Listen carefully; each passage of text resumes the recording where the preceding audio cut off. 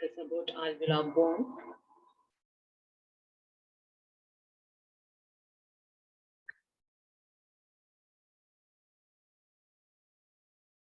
Good morning, all of you. Today I'm going to discuss alveolar bone. Alveolar process of the jaws forms and support the socket of the teeth. Hence, it is one of the components of periodontium. The periodontium comprises of gingiva, cementum, periodontal ligament, and alveolar bone. Together, they form a specialized fibrous joint that helps. That's why they are known as confuses. These structures are ectomesenchymal in origin. Alveolar bone develops during tooth formation and disappears as the tooth is extracted or lost. The basic structure of alveolar bone is similar to that of bone found elsewhere in your body with few variations. This image shows how the alveolar bone develops during the tooth formation and how it disappears when the tooth is lost. Alveolar process has two basic parts, alveolar bone proper or alveolar bone itself. It is a part of the alveolar process which lines the socket of the teeth, which the periodontal ligament attaches. The second part is the supporting alveolar bone. It comprises of the outer bone and inner bone. The outer bones are the cortical plates, which is buccal and lingual present, and the inner bone is this spongy bone, as you can see here, which looks like honeycomb. The inner aspect of the alveolar process, which is marked in orange color, is the part which called as alveolar bone proper, whereas the yellow color denotes the supporting alveolar bone.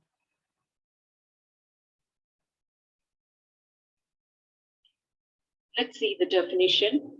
It's the part of maxilla and mandible that forms and supports the socket of the teeth.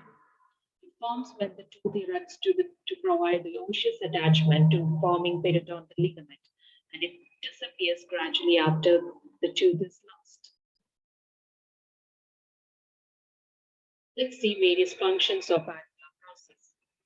It helps to house the root of the teeth. It anchors the root of the teeth to the alveoli, which is achieved by the insertion of sharp piece fibers into the alveolar bone proper. Sharp piece fibers are the fibers of periodontal ligament that are inserted to the alveolar bone proper. It helps to move the teeth for a better occlusion. Alveolar bone proper helps to absorb and distribute occlusal forces generated during tooth contact. It supplies vessels to periodontal ligament. It houses and protects developing permanent teeth while supporting the primary teeth. Alveolar process organizes eruption of primary and permanent teeth. Next is the development of alveolar process. During the latest stage of the second month of intrauterine life, maxilla and mandible forms a groove. You can see here it forms a groove that opens towards the oral cavity. Within the groove, the tooth germ develops. It's denoted as pink color. Tooth germ develops, and bony septa and bridges separate each individual tooth. So bony septa and bony septa that separate each individual tooth. Even prior to the root formation, tooth germs show some bodily movements to adjust jaw growth, and thereby helps it, which is by the bone remodeling. The green area represents the resorption and orange areas represent bone deposition. So during the tooth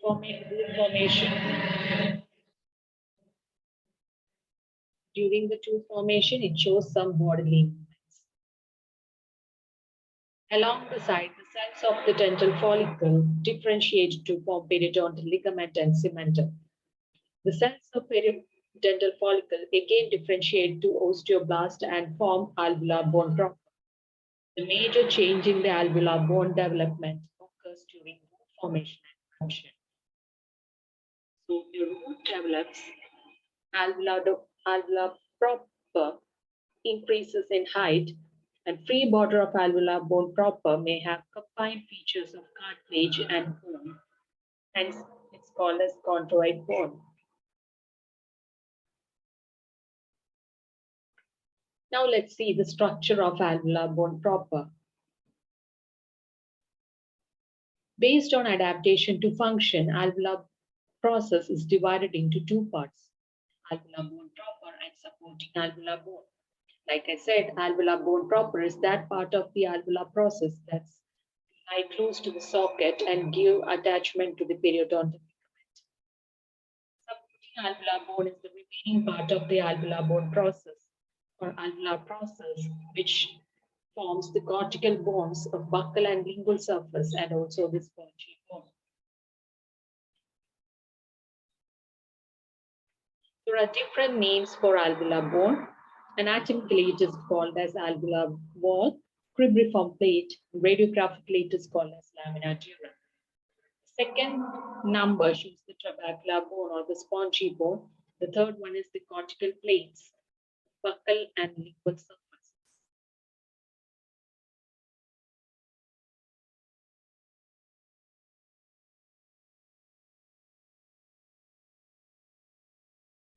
Next is the alveolar bone proper. Alveolar bone proper comprises of two different types of bones, bundle bone and lamellated bone. Together, its measurement is 1 to 1.4 millimeter. The bundle bone is the bone to which the principal fibers of periodontal ligament attaches. The bundles of the fibers continuous within the bone are called as Sharpie's fibers. Hence, the bundle bone gave its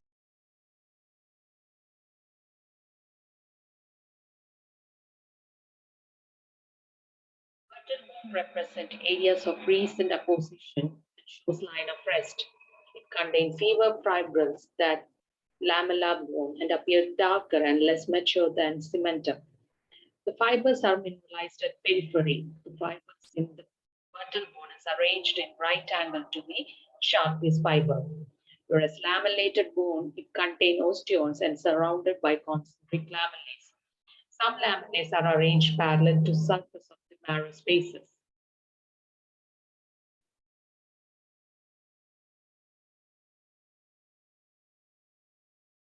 As you can see in this image, the periodontal ligament is inserted into bundle bone. And right next to the bundle bone, which lies close to the spongy bone, is the lamellar bone, which comprises of lamellae or concentric lamellae and osteons.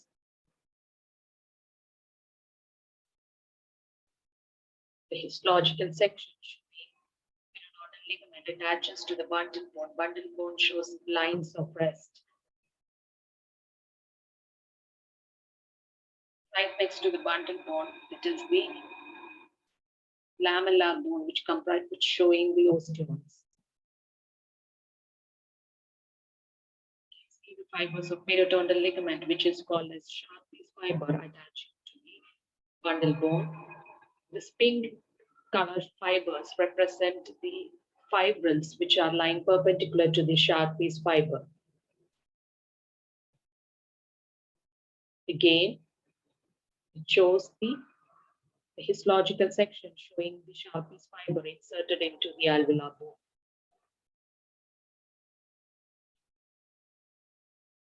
Radiographically, lamina dura increase shows.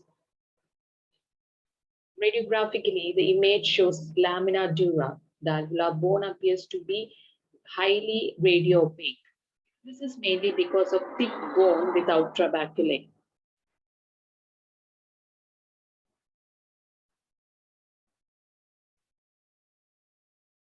Alveolar bone proper, which forms the inner wall of the socket,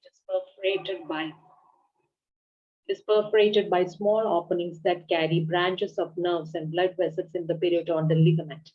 Hence, it is called as cribriform plate.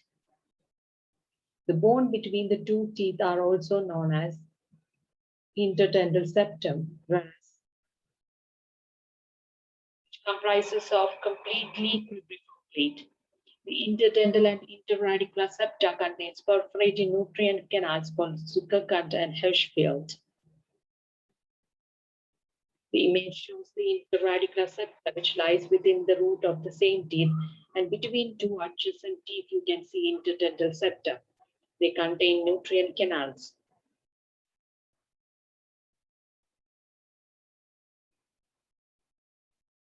Next is the supporting alveolar bone.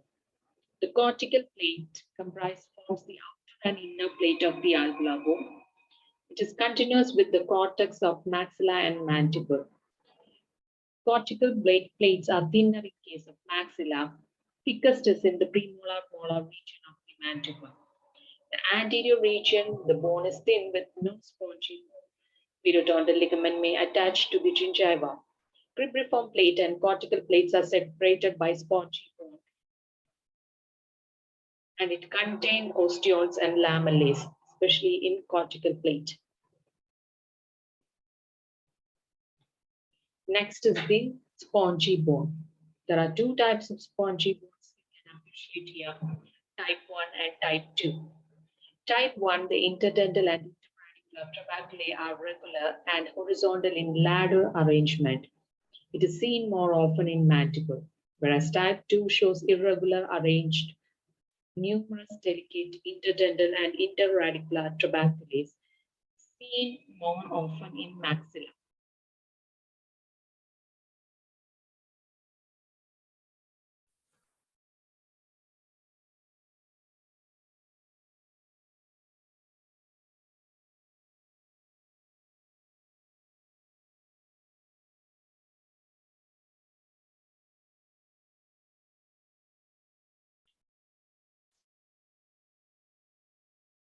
Rest of the alveolar septa. It is a free border of alveolar bone proper between two teeth. Crest is where alveolar bone proper of each tooth meet. At the buccal and lingual surface, the alveolar bone proper is continuous with the cortical plate and about 1.5 to 2 millimeter from the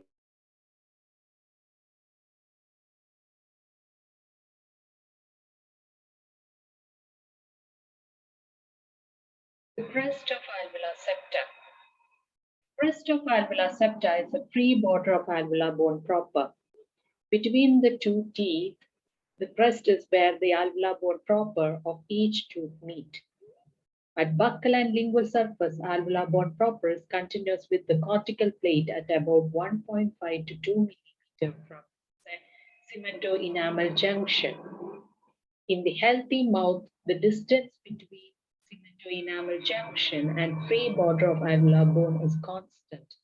If the neighboring teeth is inclined, as you can see here, the alveolar crest is also oblique.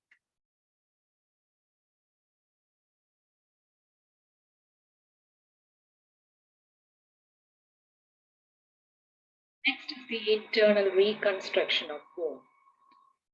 Tooth movement does not end when the active eruption is completed and the tooth is in functional occlusion. With time and wear, the proximal contact areas of the teeth are flattened and the teeth tend to move mesially. This is referred to as physiological mesial migration or mesial drift. During this process, the bone is opposed on distal side and reabsorbed from the mesial. The distal wall is made entirely of bundle bone. However, osteoclasts remove some of the bundle bone near the adjacent narrow space and lamellated bone is deposited. As you can see here in this image, the mesial surface undergo resorption, whereas distal surface undergo deposition. The distal surface, the bundle bone get deposited, but from the inner aspect, the bundle bone is removed by the osteoclast and it deposits lamellated bone. Thereby, the thickness of the alveolar bone proper is made constant.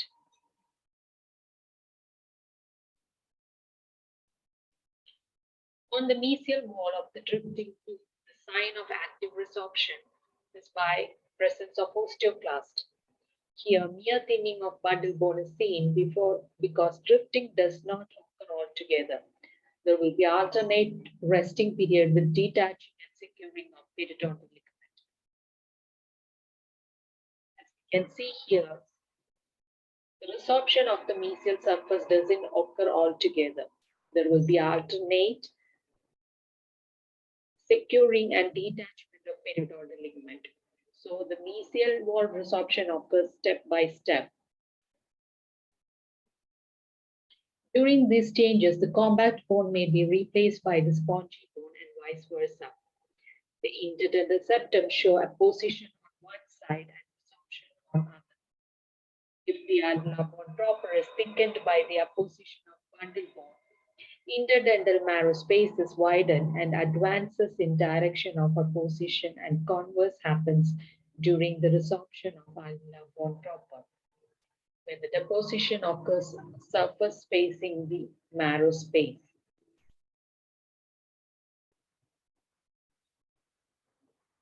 You can see here the mesial drifting happens in the arrow this direction. You can see the bundle bone has been opposed on the distal side, whereas resorption occurs in the mesial aspect.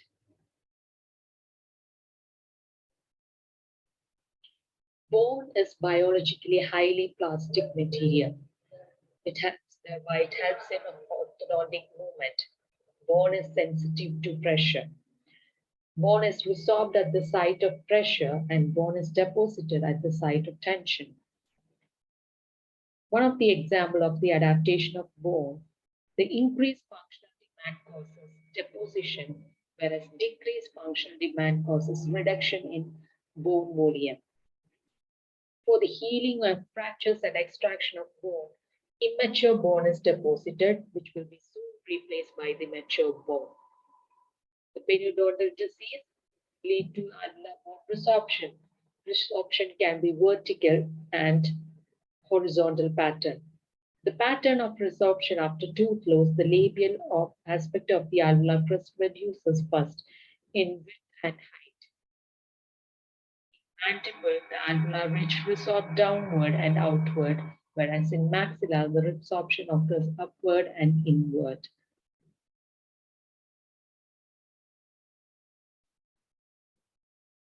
Therapeutic consideration. Bone grafts. Here we discuss about bone grafts.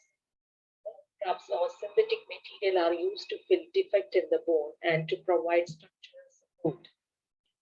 Grafting stimulate bone deposition. It is important in the treatment of periodontal bone loss.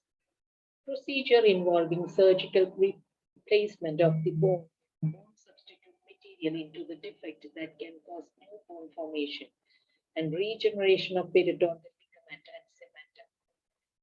There are different types of bone graft.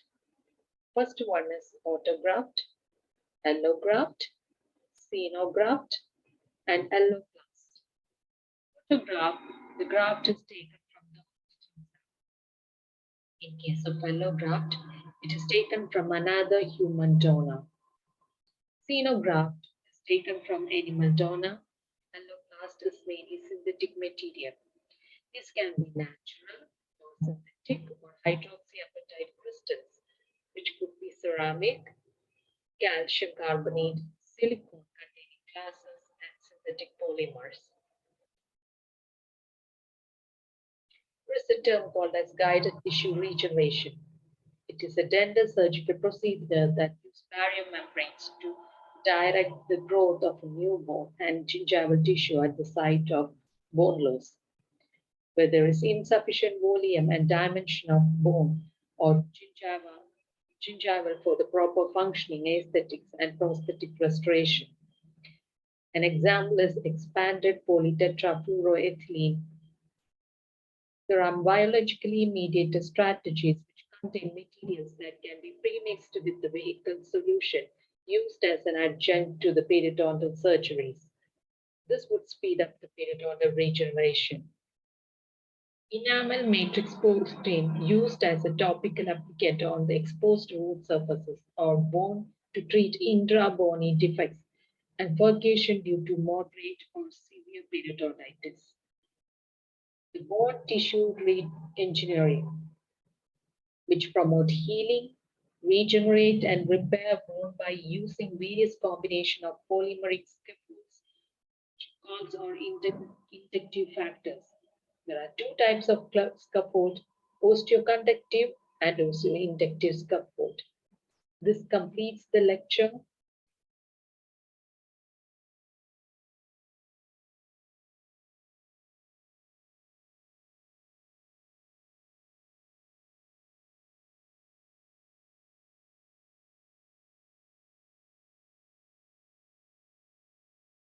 Thank you.